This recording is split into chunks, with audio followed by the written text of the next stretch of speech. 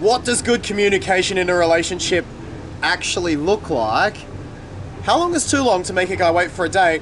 And how do you tell a guy that you have a serious chronic disease? Welcome to Ask Mark. It's week number 70 from Manila. This beautiful place. Thank you for having me. The people here have been so lovely. I cannot fathom people this nice. It's just been so beautiful here. I think we've been in a good part. Nonetheless, it's just they've been so accommodating and amazing. Let's get straight on to the questions. Make sure you join the Facebook group. The link is in the description. Over 1,000 members in there now. Don't forget the Academy as well.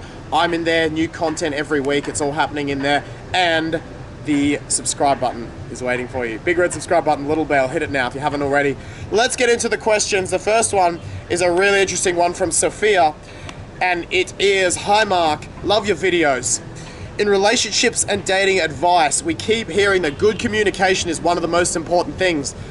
But what does good communication actually look like? Should I be communicating to my partner all the thoughts and feelings in my head? Or does this just apply to problems that can arise in a relationship? When is it okay to withhold certain information? Fantastic question. And I was processing this one for a while because I wanted the best way to summarize it. I'm going to do a bigger video on this, but for right now, here's three big things you can do to have great communication, outstanding communication that most people do not have in their relationships. Number one is be able to have the tough conversations that most couples don't want to have. So the tough conversations about which directions you're heading in. The tough conversations about, are we feeling less attracted to each other and what do we do about it? The tough conversations that risk hurting someone's feelings to improve the relationship. Good communication, couples with good communication can have those difficult conversations where one or both of their feelings might be hurt, sometimes quite significantly, for the good of the relationship. Number two, honesty is rewarded. And this sounds easier than it is. What I mean by this is that when you're told information you don't want to hear, you reward your partner for it. For example, if your partner comes home and says, oh my God, this woman was being full on hitting on me all night, and you get angry at him, does he want to tell you stuff like that again anymore? No, he doesn't. If you found that disrespectful, then it goes back to point one, being able to have the tough conversations. However, if you call your partner out for going back to step number one and talking about those tough conversations, if you give him negative feedback for it, if you say you don't want to hear it, if you storm off, it just makes him want to have those conversations less. And this applies just as much to men. So how much can you thank your partner when they are honest with something that you don't want to hear? I actually remember one time I had to apply this with we'll just say a previous person in my life, where she had gone and done something that very much didn't agree with my values. She came in sheepishly, kind of told me about it in the car, and I had to really stop myself from being like, what did you do that for? Why did you do that? Da da da da da. The big thing I had to stop that voice and go, cool, I don't agree, but thank you so much for telling me. Like, above all, I appreciate your honesty. You've got to work to have that honesty and make sure you're rewarding it when your partner tells you truths that you may not want to hear.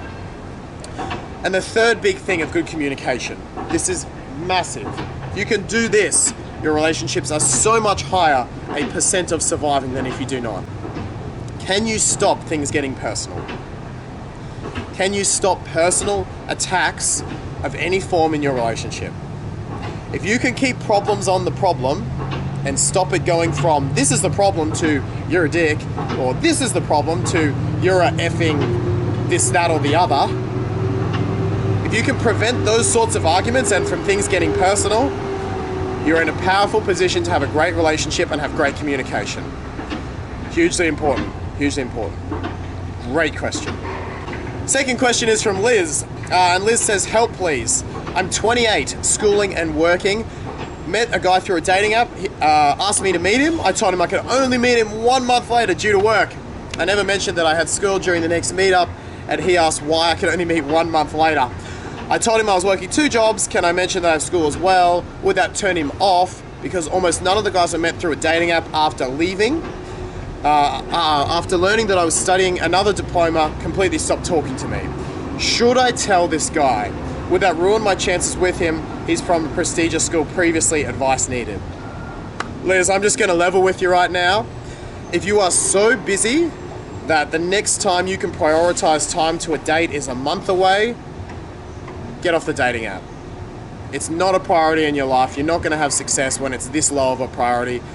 I've been in this position. I've been this guy who was so busy, frazzled, oh, it's like 5 weeks till I can get a free spot. I had the woman call me out on it. Like, why are you dating, Mark? This is ridiculous. And she was 100% right. If you can't get any foreseeable time, not even to have a phone conversation to connect with a man in the next 2 weeks, shut your account down, get off the dating app, and wait until you can prioritize it again. That would be my advice there, Liz. People in your life, even new dates, have to have some level of priority. And clearly you're not able or willing to provide that right now. So I would wait until you can find them some level of priority, because they do deserve that, before you actually get serious about being on the app and dating. And the last question is a bit of a big one. It's from Serenity, who says, can you make a video that touches on telling a guy you have a disease like lupus or another disorder? I can, but not today. I've actually got this video on its way. By the time this is published, it's either going to be close to coming out or it will be already out. It's a fair job, this video. There's a few factors to it. You want to set the conversation up in the right way. You want to tell the guy at the right time. So I've got literally a 12-minute video coming out on this. So I'm not going to answer that now. But I just wanted to say, Serenity, I promise if this video isn't out already, when it is, I will put a link in the description. I am going to answer this one because a lot of you have been asking for this, and it's going to cover all sorts of chronic diseases, not just lupus. It's going to cover, we're going to have examples, and it's going to be a really good video. So look out for that one. If it's not already out, link will be in the description when it is. Thank you for watching. Thank you for watching from Manila. I really appreciate you coming in here. Sun is setting over this amazing city. It's been beautiful here. Make sure you hit that subscribe button if you haven't already, and join that Facebook group. Check out the Academy as well. And don't forget to hit the like button. Thanks again for watching, and I'll see you in the next video next week.